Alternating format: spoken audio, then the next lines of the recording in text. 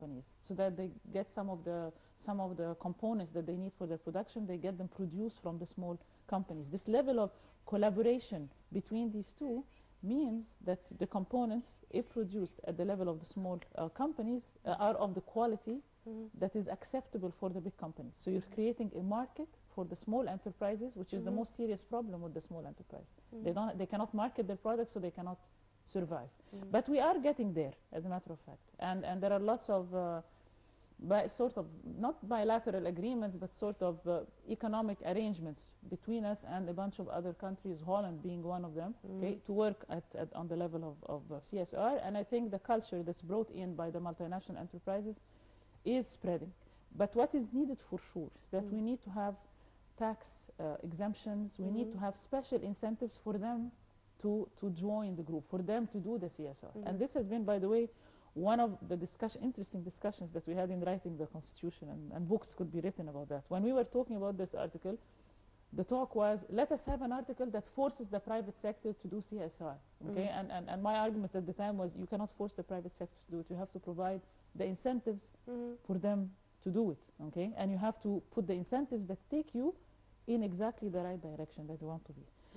The sustainability is a very, very big word. And it is the core of, again, the core of the most important economic article in the Constitution. What we need to achieve is economic sustainability and social justice. And these two go very much together, so I'm hoping that this would be your third term, the social justice. Yeah. Sustainability means that you don't only have growth, you also have development, and you have continuous development. And you have not only growth and development in Cairo, but you have it everywhere in Egypt. So we're talking about geographical sustainability. We're talking about balance at the sectoral level. We're talking about balance at the environmental level. We're talking everywhere. So sustainability is an area that can only be tackled by improvement of policies, which is what we should be doing. I hope that we are going to forget all about this bad word, al-khitta al-khamsiyya. It's no more about the coming 5 years. There is no word. It's about the coming 50 years. If you check the articles in the Constitution, you will find that the word planning, in that sense, is not there. For exactly the same reason that you are mentioning. We're after the sustainability, but to do the sustainability, it's a huge number of policies that have to be adopted with a clear vision on where we are heading. Okay, on where we are heading and how we want to do it, and what is the division of roles between the public sector and the private sector. There are lots of things that are still a bit in the gray zone with us, a bit in the gray zone. All right, but the good thing is that you have the political will is there, and this has been something that's always missing, because you can have all sorts of policy changes in the world, but you don't have the political will to do it, so it never materializes. Unfortunately, the political will is there, okay, and this is the beginning of the right step. Right, the Davos Summit, January 25th, I guess, is March. Is awaiting the head of state to join. No, Davos, ma'am. Oh, the Davos. Okay. Davos. So, what are your expectations? Of course, President Sisi is going to be traveling soon. How do you take that attendance of the summit, and what could be expected from this year's summit? The attendance of the summit has been a regular thing for all presidents through the years. And what is more important than Davos itself are all the side talks, you know, the corridor talks next to Davos. It's an opportunity to interact with the leaders of the rest of the world, and to bring investment and to bring new things, new ideas for Egypt. So I guess the fact that the president is going is obviously very positive, and I think given the entire new image of Egypt and the fact that we have, you know, a strong leadership and we are seeking economic reform, what we are going to Davos with is a better starting point than otherwise. Okay? I think his agenda is going to be different than any other president or even premier who went to Davos presenting Egypt. Yes, but it's not the type of discussions there are on the general side. Like I said, the side talks of Davos are more important than what is being stated in Davos. All right, but the fact that he is going, okay, and the fact that we're preparing for our economic summit in March, okay, and the fact that we have you know, a plan for economic reform. This entire frame, this entire ambiance. And the credibility that he holds the credibility also. definitely is much higher. It's going to than add before. to. Hopefully, what I hope from Davos is to support the summit that's to take place in March. All right, okay? By having them come with serious investment, by convincing them that we are actually having a real economic reform, not only talk reform, but actual reform, and reform in the areas that need quick tackling, because typically in any economy you have hundreds of problems. Okay? You cannot tackle the hundreds of problems for sure, but what you can tackle are what we call the drivers of change.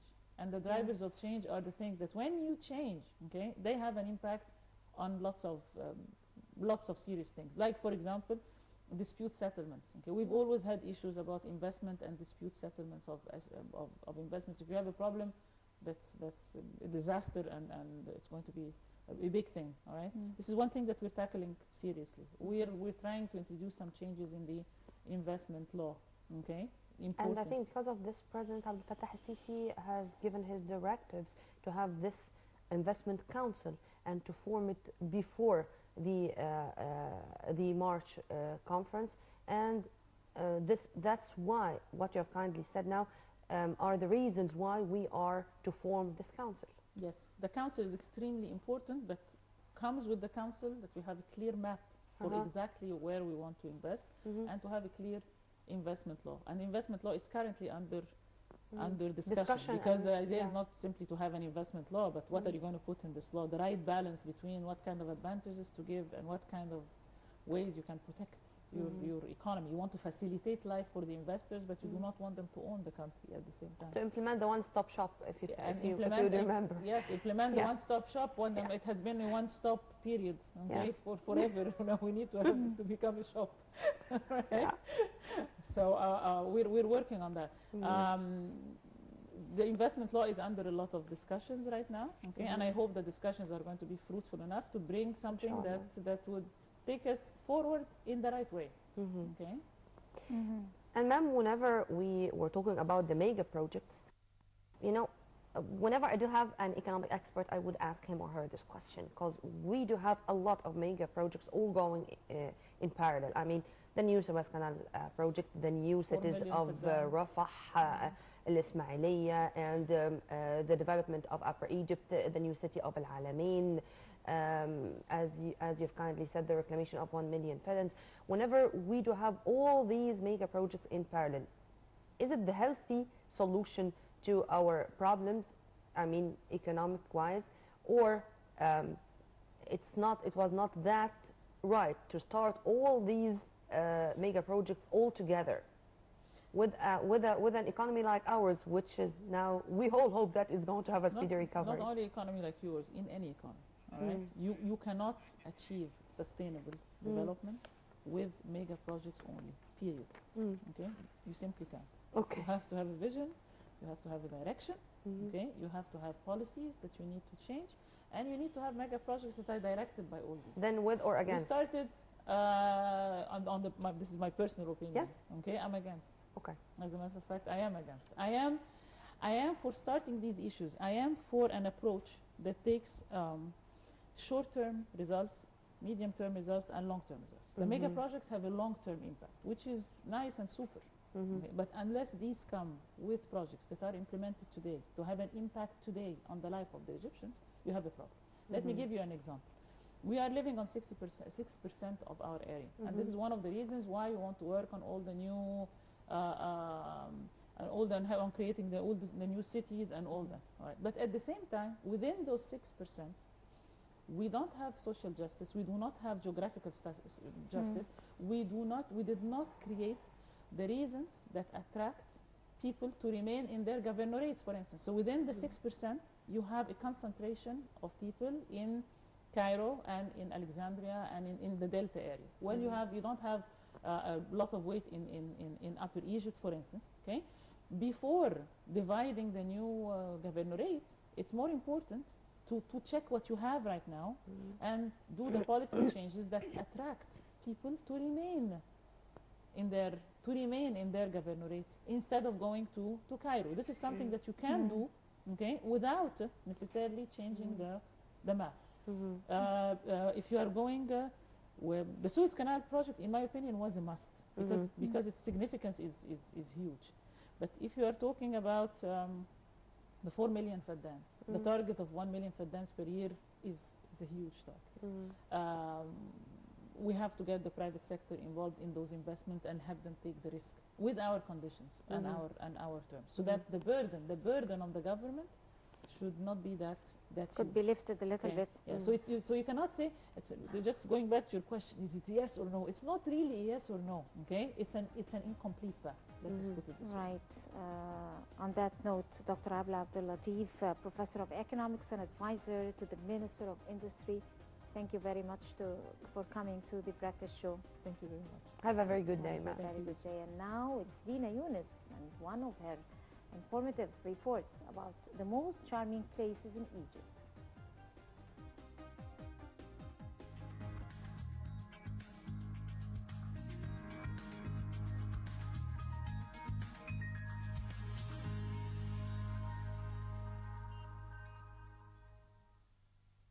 The collection of Karnak temples are considered a rich historical record for the Egyptian history.